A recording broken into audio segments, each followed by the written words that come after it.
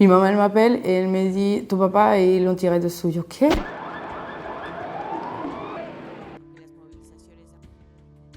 Maduro, il est arrivé, ils ont commencé les protestations dans le 2014. Les télévisions, ils s'étaient enlevés. C'était répression. On sortait, tous les étudiants, et on se battait contre la police. Et eux, ils nous tiraient avec des vraies balles. Ça ne rigolait pas. Et je me souviens qu'il n'y avait pas de lait et le papier. Le papier toilette, c'était vraiment difficile. Un kilo de riz, ça coûte 1 euro. Demain, tu vas, ça coûte 1,50 €. Et après-demain, ça coûte 3 euros. Moi, je me souviens, le jour de mon anniversaire, à faire la queue pendant 24 heures. Comme un pays pétrolier, les gens, ils doivent faire la queue pour acheter la gasoil. Ma maman, elle avait un bon charge. Ouais. Elle était avec le gouvernement et elle était baissée, elle était OK, ciao. Ça veut dire, imagine que tu gagnes là 5 000 € et d'un coup, tu gagnes 1 000 €. Je pensais partir, tu sais, avec un billet d'avion, garder de l'argent à côté, tout ça, mais il y a un moment que c'est impossible de garder de l'argent quand tu gagnes 20 € par mois. 3 paquets de farine, ça te coûte 15 €, alors comment tu gardes de l'argent? Et mon papa et ma maman, ils commençaient à m'aider pour sortir du pays. Mon papa, il est venu quand je me suis diplômée. Il est reparti parce qu'il devait aller travailler.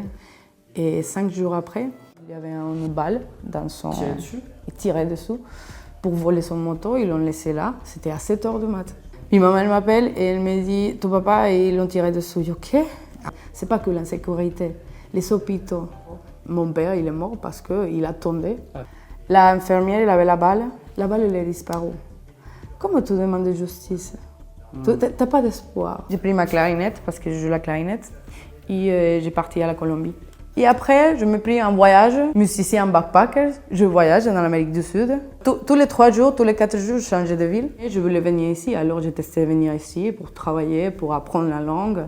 Et bon, c'est depuis 2020 que je suis là.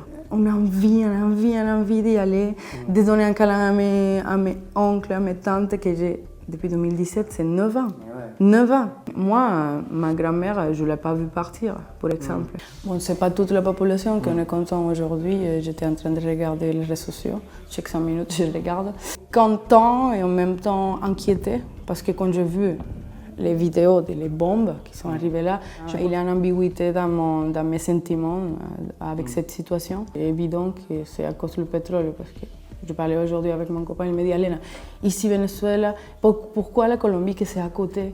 Pourquoi il ne se passe pas ça? Je dis parce que la Colombie n'a pas de pétrole.